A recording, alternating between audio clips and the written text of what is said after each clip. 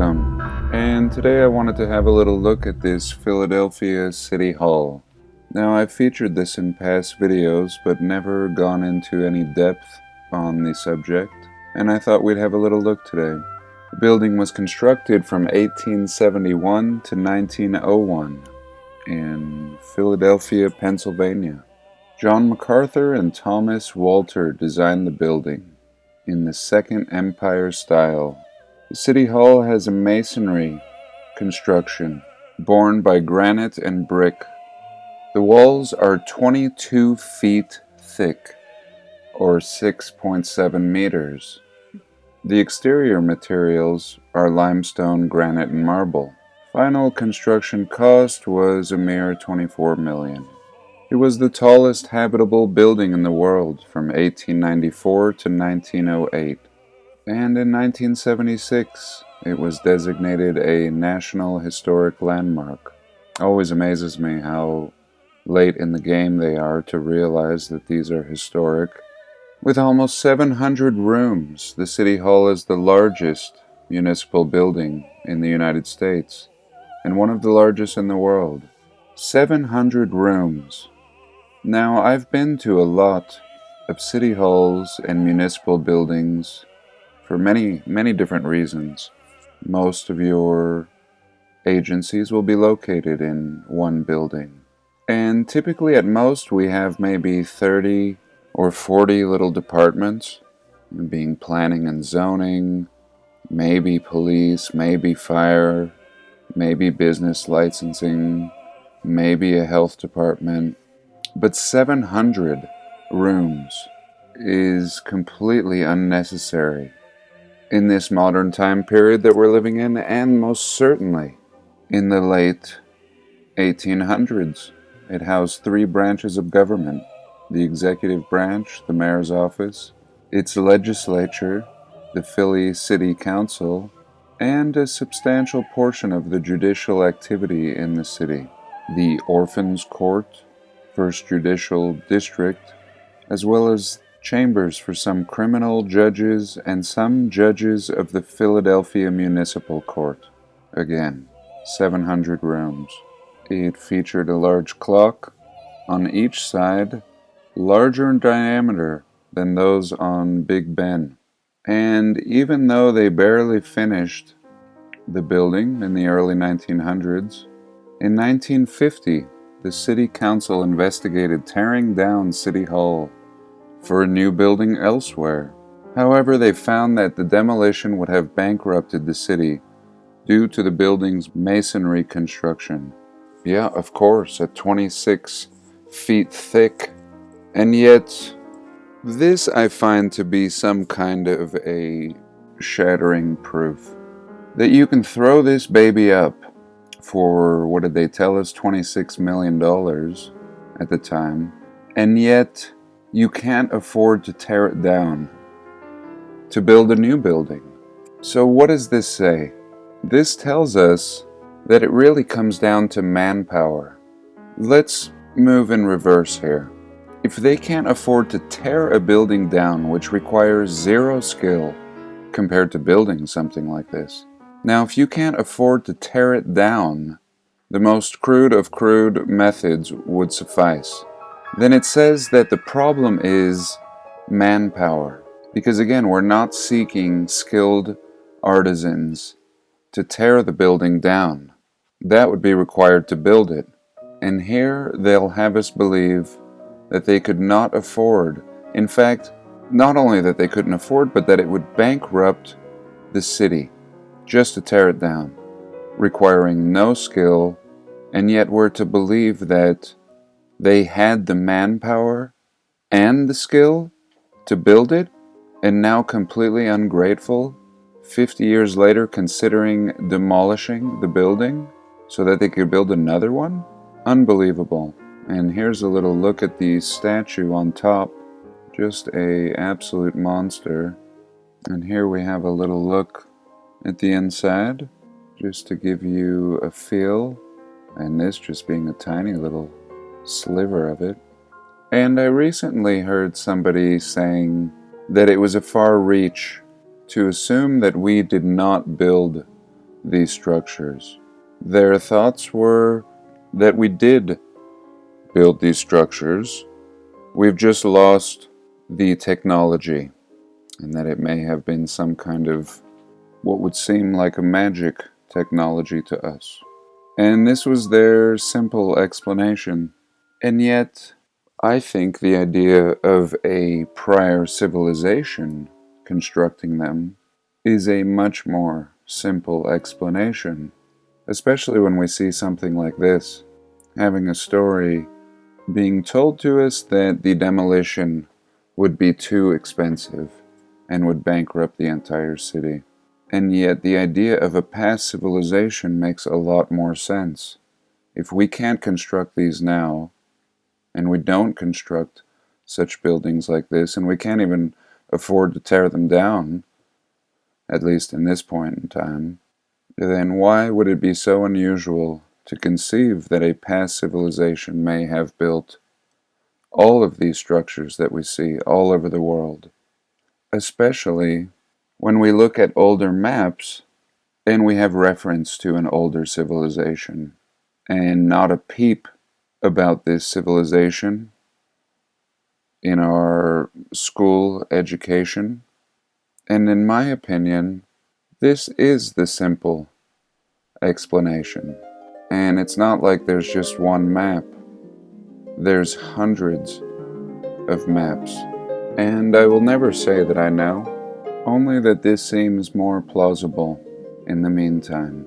And recently, I featured this in my past video, and I wanted to be more specific about these ruins that I found, and encourage any of my Canadian viewers to go check this out if they could.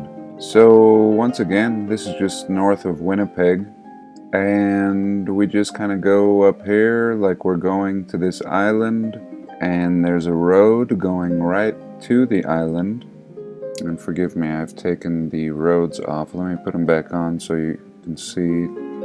This looks like Road 8 or Route 8, and it just takes us right across this very anomalous cut corner here. Really fascinating. I didn't notice that last time.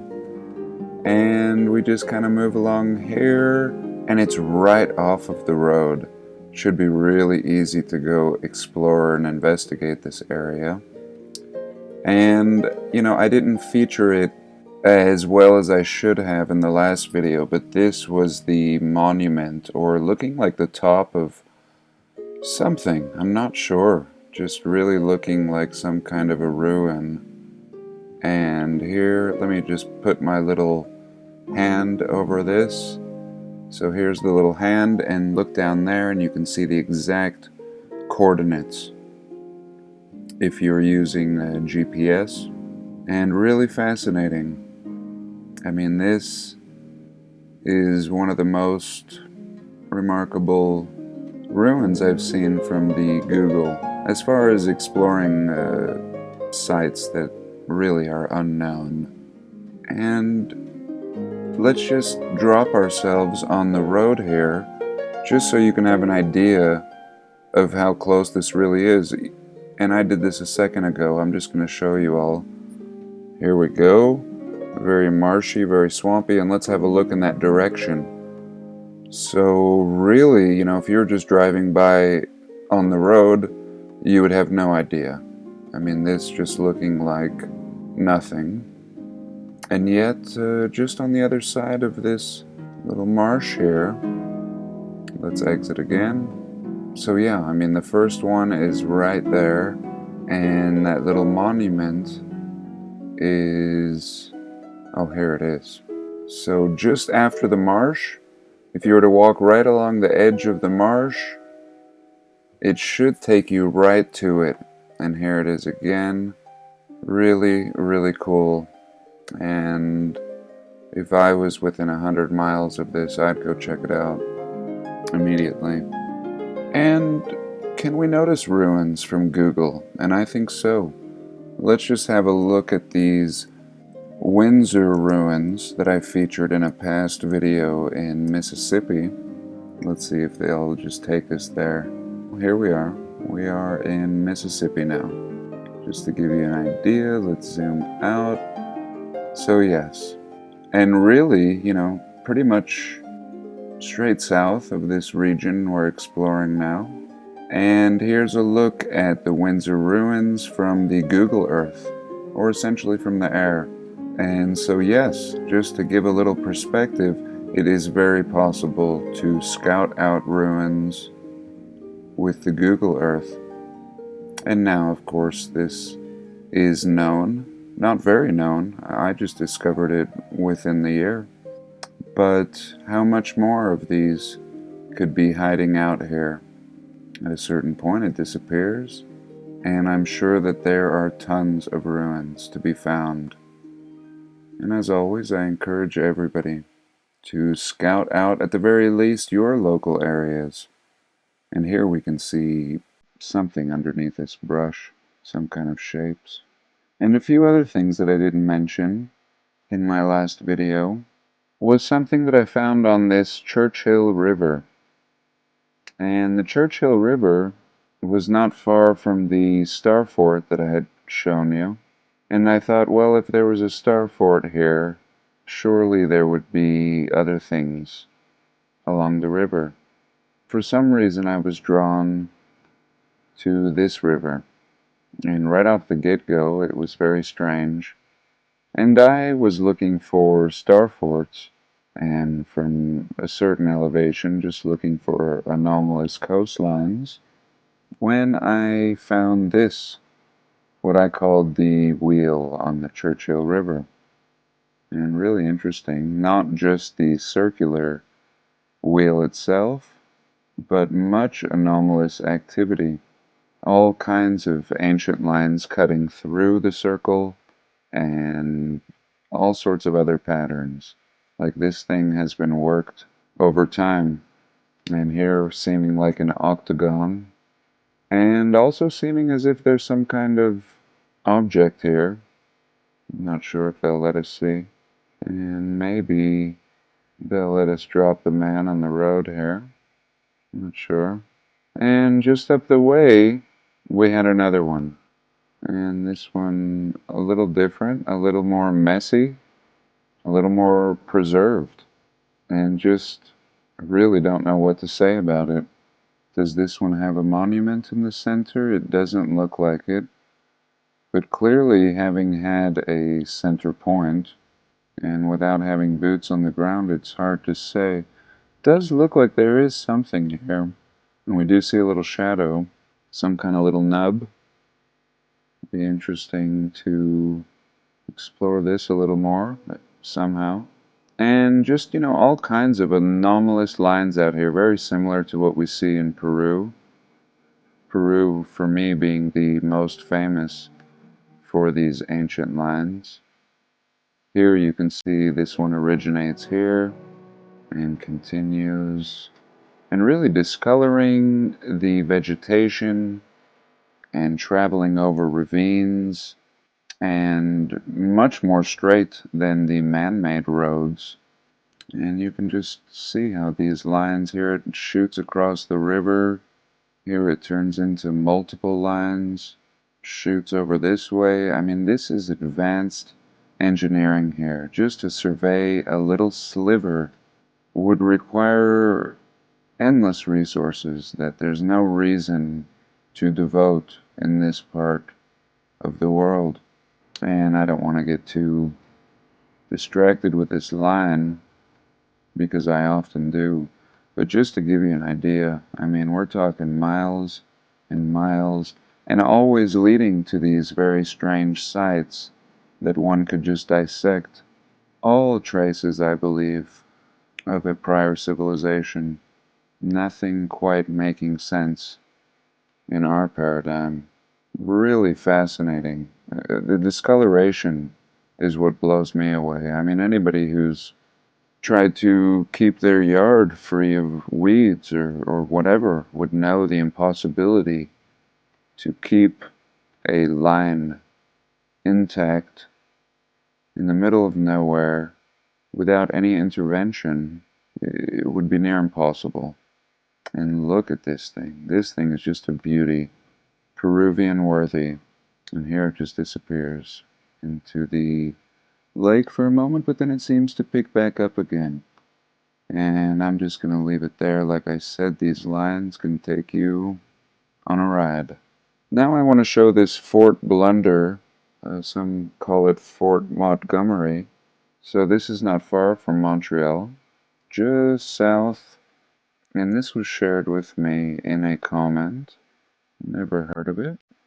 And at first everything looking somewhat normal until we zoom in and we see an artificial island. And more specifically, a Starfort island. And completely abandoned, and yet remarkable. And there again is the coordinates below, if you want to check it out. Really interesting, and it looks like it's very accessible. We have a Highway 11 and Highway 2. It'd be really neat to get some pictures. And who knows what's hidden under this brush. Just really overgrown, and probably all the features of any star fort. Just massive walls, and just remarkable. I mean, again, it'd be fun to get a quote on building an island, just to have a retaining wall around it. And these things oftentimes up to 10 feet thick in some cases. Just massive. Look at that. And not too far away, we have a Fort Carroll Island. And I don't remember if this was shared with me in a comment or if I just found it myself, but it is fascinating. Similar to the little island I showed in New York City, totally artificial. Here again is one. And looking like the building has been leveled. And just from the footprint, we could tell that this was a remarkable building with symmetry on both sides, probably grand and glorious. And here's what remains. This would be a fun exploration. I don't know if they'll let us put the man down here. No. But really cool. Again, the coordinates, and if someone has a boat and can somehow get out here, this is just right out of the city of Baltimore. And when I first discovered this, I just kind of found myself looking at this other artificial island. And what I found remarkable about this one was the retaining wall. Not only is it an artificial island and it's been cut, it looks Starforty. It looks like it's just been destroyed, and the points on the stars have almost become what looks natural. But what is not natural is this rock wall or retaining wall surrounding the island for protection. And what we can also see is some kind of pillars. Are these made of stone or metal? Not sure, but it seems like every so often we have one of these. Are these some kind of antiquitech or lights? Really interesting. And again, if someone could get out in a boat, it would be fun to have a little look at what's going on with this island. Pleasure Island. No story provided. And even this one right next to it, just, completely artificial. I don't think there's any denying. And this one is called the Hart Millar Island. Oh, and I just remembered the best part of this Fort Carroll, and it was shared with me in a comment. And so, yes, it doesn't look like much from up here, but let me just show you a little picture. And here we have Fort Carroll, and it actually is massive. I mean, just amazing and massive. Let's just have a little peek at just this photo so you can see the block work. And here we go. I mean, this is your island.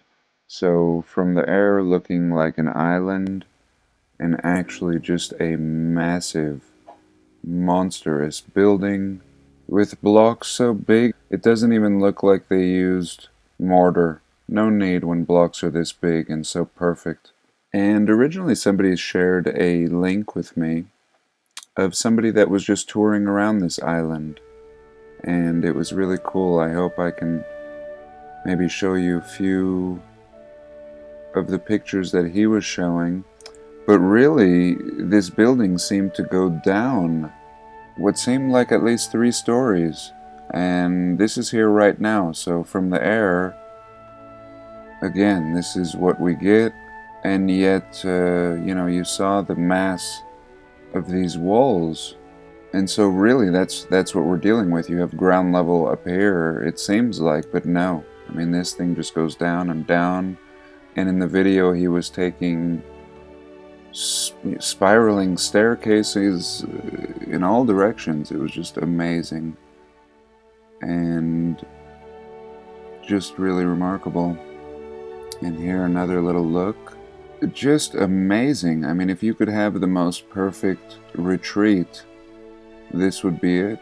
Just your own island, your own artificial island, with a perfect courtyard and building, and really, really making me curious as to what the story is with this island. So here they are telling us a 3.4 acre artificial island, hexagonal, south of Baltimore, and it's named for this Charles Carroll of Carrollton, a signer of the Declaration of Independence. In 1847, the state of Maryland gave permission to the United States War Department to construct a fort in the shallow water to protect the city of Baltimore. In 1847, so everything that we have talked about and the impossibility and the people and their primitive means, and here in 1847, we're building little islands. I mean, the amount of stone, before you even start building, how much stone do you need just to have a good footer to rest on? And again, with boats and what means. So there you go. They're telling us this was designed as a defense, a military outpost, hence the Fort Carroll. In 1853, they built a lighthouse, and then they're telling us the Civil War came, and the walls were only half completed. Rains flooded the fort's magazines, and in 1921, the Army officially abandoned Fort Carroll. So it really never happened. They just pretty much built an island, which I think is pretty ridiculous, because this actually seems to me as if it had been completed. We see the imprint of the building, and a pretty ridiculous story that most people will never hear about. And here another little look at the stonework. I mean, just remarkable. And here another fort. Fort Constitution in New Hampshire. I mean, really interesting. Almost looking like a solid piece of stone here. And buried, not seeming like New Hampshire, and yet it is. And maybe we'll just have a little peek if we can. They didn't want to bring us all the way in, but we can find our own way. And let's take a little trip to Cairo, Egypt. And this was a interesting share when pertaining to ancient lines. And I don't have the coordinates, but I thought we'd just have a little... And I do apologize, I guess that's not gonna happen today. But I thank you so much for joining me, and I look forward to the next one. Do have a blessed day, and please like, comment, and subscribe.